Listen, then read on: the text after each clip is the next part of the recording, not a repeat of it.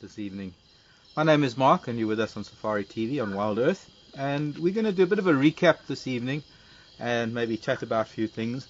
But what I would like you to do is, since we didn't have you on the drive with us this afternoon as a result of a power failure, I might chat about that in a minute, by all means send in a few questions about sightings over the last week and I'll see what I can do to answer them towards the end when I can't think of anything else to say. So, and I'm going to start off with probably the highlight of the week, of course, has got to be the rain that we've had and the storms that we've had, and very, very hot days followed by these rains, and then very cold days followed by the hot and the wet. But it's the whole build-up to the storms, I think, that for us out here is very, very exciting. It's something that you never know when it's going to happen.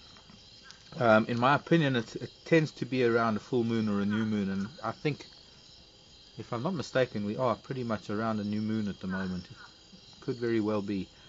I'm just trying to think. It is new moon. So my calculations, or not my but my observations have been pretty spot on over the past few decades that I've been watching weather. But you know, there's something about it. There's something about having these very, very hot days and then looking at the sky and looking at the horizon down in the south and the southeast and just waiting to see some clouds. I know Paula was getting tired of me doing this back home because all I wanted was to have a big rain like this at home. We did have one. We had a lot of the lightning and the thunder, but it seemed to be all around us, and we had a little bit of a drizzle, but nothing like the rain that we've had now, where within a few minutes the roads run rivers and little pans fill up and little depressions in the ground fill up with water. And of course the resultant life that comes after that, the beetles that pupate or rather emerge, the moths that come out, just the insect life in general, arthropod life, the millipedes that have come out.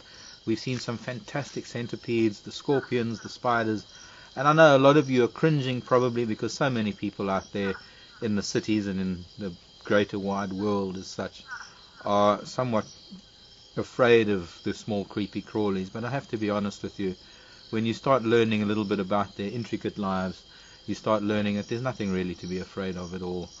And we see some of the big animals every single day of our lives, and when you look at some of the smaller things, you find that they have far more intricate lives than some of the bigger things. And there are things that happen in nature that not even the most imaginative of screenwriters could write in terms of science fiction.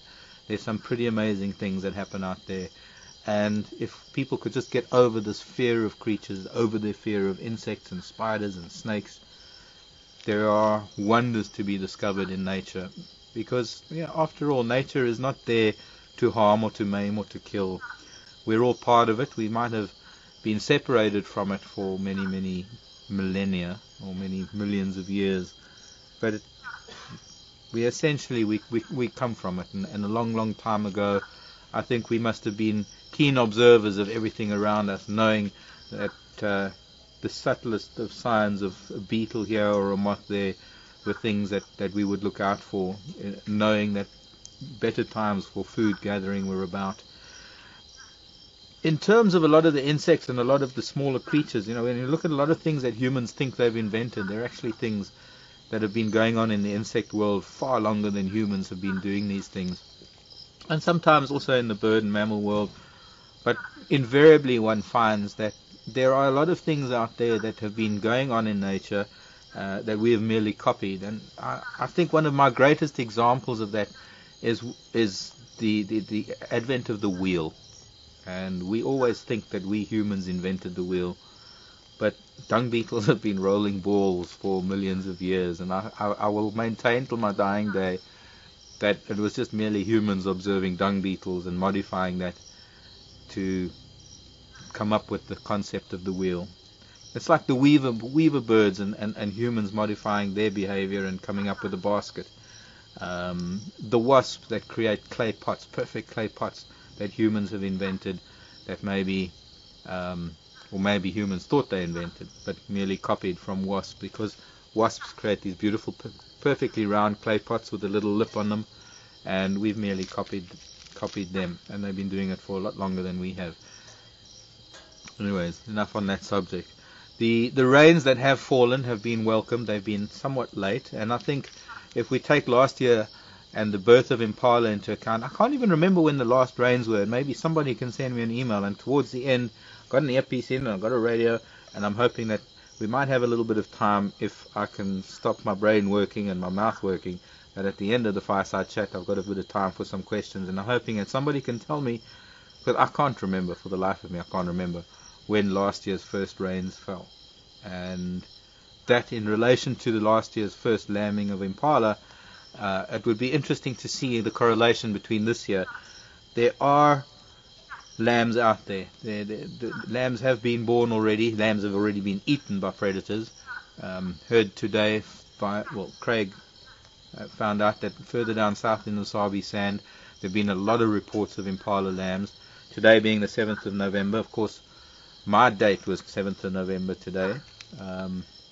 It's not the first day that there are lambs. There have been reports of the odd impala lamb in the last few days, but we haven't seen one yet. And I think the whole thing about the lambing of impala is all about when we first capture one on camera. And although you weren't with me this afternoon, and we saw a number of impala this afternoon, sadly, and as much as I wanted to find one today, because today was a special day for me, and, well, my brother more than me, but my date was today, 7th of November. And speaking of my brother, I'm just going to say hello, Murray. I don't think he's going to be watching. He's down in the Cape on his farm, but he's his 40th at the moment. So a big milestone for my brother, and a great happy birthday to him. And I was hoping that there'd be impala lambs for his birthday. I guess I've lost out on the winning this year's guessing of impala, but we still got the kingfishers to come in. Excuse me. As far as the impala are concerned, I do think that they time themselves with the rain. I know that when it comes to delayed rain, the impala are able to delay. They do need to maintain the milk production, and it's very, very hard to do with exceptionally dry conditions. And with the rain starting to fall now, and I think we could say that we are now in summer, as cold as it was today.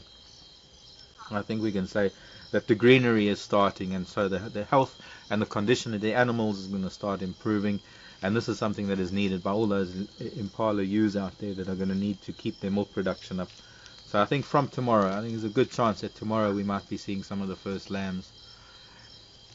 As far as sightings for the week are concerned, I mean, today, I know I wasn't on camera when I saw this, but for me, one of the most incredible things that I saw today was probably at about 5 o'clock this morning.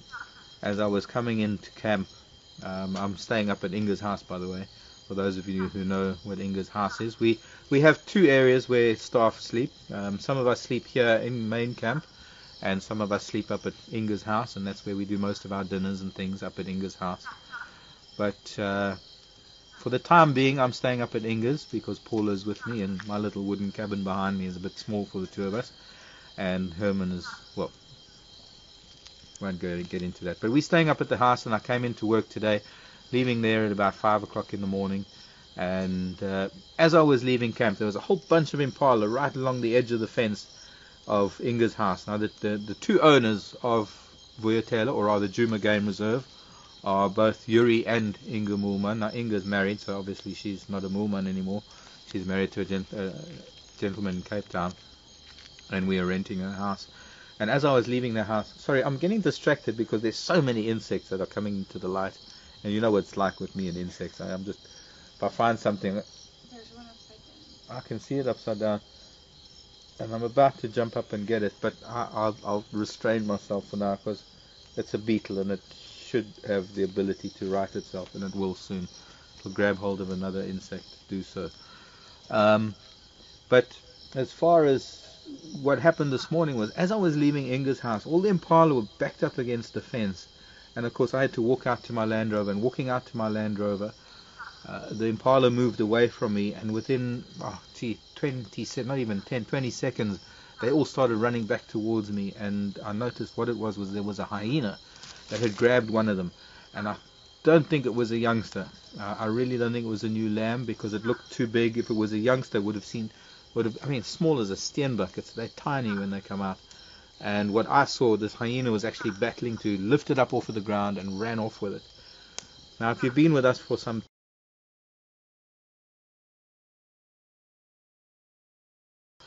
there was a time just before we started with the 3D rig when I was still on camera.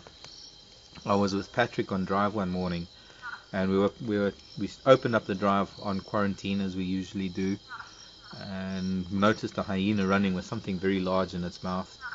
It was almost an identical situation like this morning, and we followed this hyena deep into that block of bush between Philemon's Dip and Twin Dams Road, and found the youngsters, the Zoe's Road youngsters from last year, and we figured the den must be somewhere there. And this morning this hyena ran off in the same direction. I was unfortunately in a hurry to get here to get the jigger started up, or rather the gunda. Yeah, I still call it the jigger, but to get the vehicle started up and to get everything going for the drive this morning. So I couldn't follow it at the time. I was in my own Land Rover. But as we started our drive, hello beetle. As we started our drive, we found another hyena this morning. If you weren't with us for the drive this morning, we started this morning's drive with a hyena chewing on fragments of bone. It wasn't a big adult female. I think it was one of the males. And there must have been maybe a half-hour gap between the time that I had passed there coming into camp and the time that we had started the drive, and there was nothing. There were a couple of impala out there this morning, so I must have missed this. Must have been the second kill. So I'd say that this morning there were 2 kills on quarantine, and by the time we got there with the camera and with the vehicle, all there were a few fragments of bone, and this hyena was sniffing around in different areas. And it was important for me to take a walk out there to have a look, so I walked away from the vehicle to take a look at what this hyena was chewing, hoping to see a fragment or two, and there were actually quite a few fragments of bone. The bone was quite dense, so it was definitely not a lamb, but there was also, although it wasn't very much, there were the stomach contents, the vegetation in the stomach contents that was spread out somewhat, and so my guess was that it was at least an adult or a sub-adult, because it had already been chewing on vegetation. I think these lambs, if any lambs have been born in this last week, at least in the last week, there's not likely to be any vegetation in their stomach. I mean, they're going to be drinking milk for the first few days. So it was quite exciting for me to start the day having seen at least seeing one kill and the remains of another. There were a few hyena tracks. I think as well the fact that I was on drive this morning and driving around after an incredible storm last night and seeing where the water had flowed, seeing the kind of things that were out, the millipedes, there's so much of a difference. I can't believe it. 3 days ago it was dry, it was harsh, it was please can we have some rain, and now so much rain has fallen and there's been so much runoff that the roads were running rivers. There are gullies that have formed from the roads, that have been, just from the water running down the roads. On all the mitre drains, these bumps that we have when we're driving along, they're actually bolsters that push the water off of the roads so that they don't erode the road. And next to them, in the mitre drain, is a little depression, and a lot of the mitre drains have been collecting water. And the one thing that has come along with all of this is the change in night sounds and the symphony, for me, that is, that is the night sounds. And the most noticeable of all, as you can hear behind me, there was a frog a minute ago, is the sounds of the frogs in the evening. Now, frogs are kind of amazing because there are a lot of frogs that stay dormant throughout the dry season, what we call the estivation. They estivate. Instead of hibernate, they estivate, they stay dormant, they're not as asleep as some frogs that go into hibernation because they can still move around a little bit. They just go into a slightly lower metabolic rate, and they wait for these moments of heavy lightning and heavy thunder, and they come out. And a lot of these frogs utilize these temporary pans that are formed by excessive rainfall like we had last night and the night before. And what we call crash breeders, which means that